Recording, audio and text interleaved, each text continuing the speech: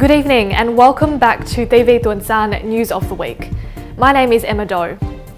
In what's making headlines this week, another high-level member of Petro Vietnam to be prosecuted over financial losses. Taiwan's Formosa fined yet again for burying harmful waste in Vietnam. And a Vietnamese Australian student earns a perfect ATAR score. In this week's top story, Vietnamese police have ordered the prosecution of an official at the scandal-hit state energy firm Petro Vietnam over financial losses.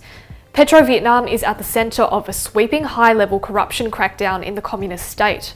According to a statement by the Ministry of Public Security, Phan Đình Đức, who is a member of Petro Vietnam's board of directors, will face prosecution on suspicion of violating state regulations on economic management and causing serious consequences. On December 8, police arrested a former Petro Vietnam chairman, Dinh La Thang. The 56-year-old, who was also a former member of Vietnam's Politburo, was the most senior executive arrested in the scandal. Police have said they are investigating alleged violations of state rules at Petro Vietnam, which resulted in the loss of a $35.2 million investment in local lender Ocean Bank. Vietnamese democracy advocate and former army officer Trần An Kim is reportedly in failing health in prison. His wife Nguyễn Thị Thơm told Radio Free Asia that her husband's jailers were refusing him medical treatment. She added that Kim is suffering from prostatitis and is now very thin and weak. Kim, a former army colonel who served in the Vietnam War, has become one of Vietnam's most persistent political dissidents. The 69-year-old is currently serving a 13-year prison term following his conviction in 2015 on charges of working to overthrow the government under Article 79 of Vietnam's Penal Code.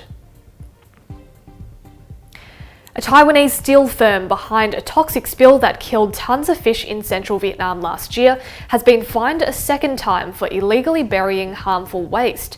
Formosa was initially fined $500 million for pouring toxic chemicals into the ocean in April 2016.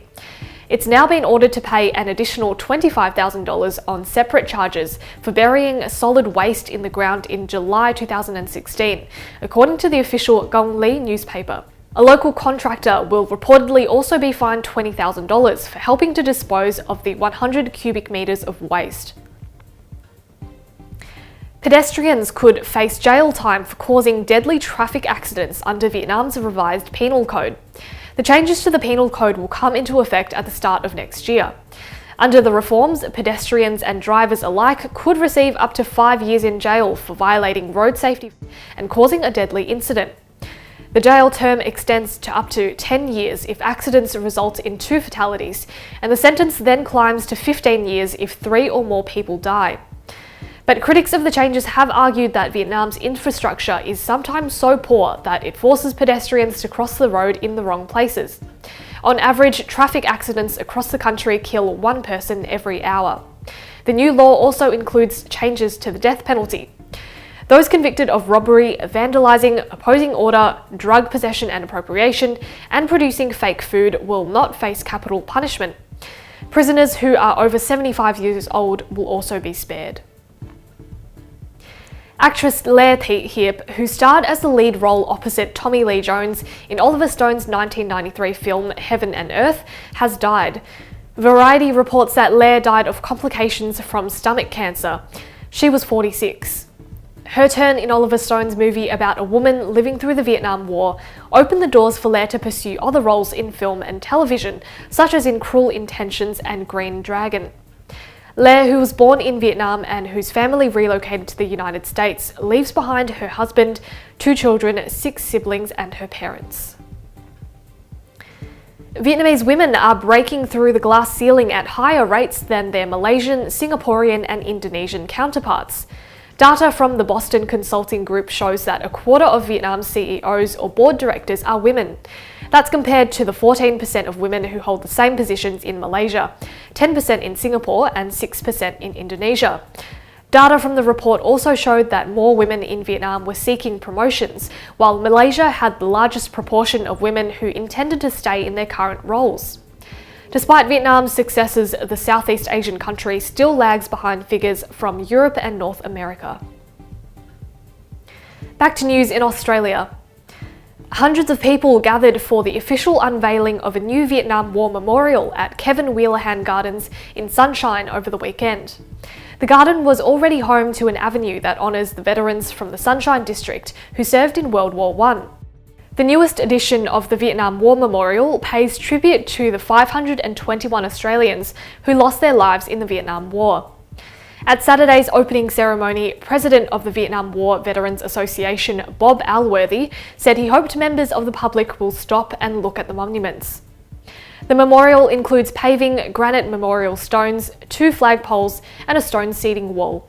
It was organised by the Vietnamese Community Association in partnership with Brimbank City Council, Sunshine and Footscray RSL and various Vietnamese Veterans Associations of Australia. A group of occupational therapy students in Queensland is building a playground to help Vietnamese children still affected by Agent Orange. The students from Southern Cross University are building slides, swings and jungle gyms, which they hope will aid in building children's social skills and physical strength. Vietnamese children are still being born with physical and mental defects due to the deadly Agent Orange herbicide, which US forces sprayed during the Vietnam War over 40 years ago. The playground equipment will be given to Friendship Village in Hanoi, a non-government organisation founded by a US Vietnam War veteran.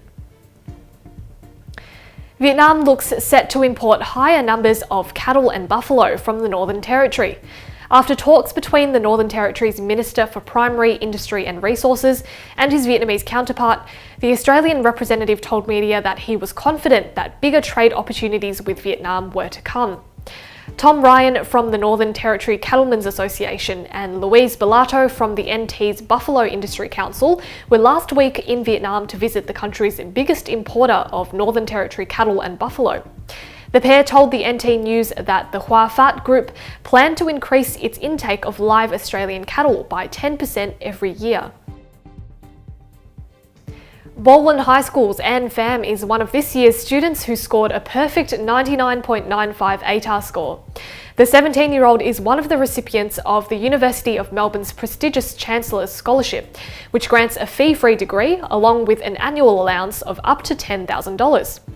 Pham's sister and mother arrived in Australia from Vietnam in 1999. She plans to undertake a master's degree in medicine and study abroad. That's all from TV Tuần-san News of the Week. For more stories, you can follow TV Tuần-san at tvtsonline.com.au and Facebook at TV Tuần-san.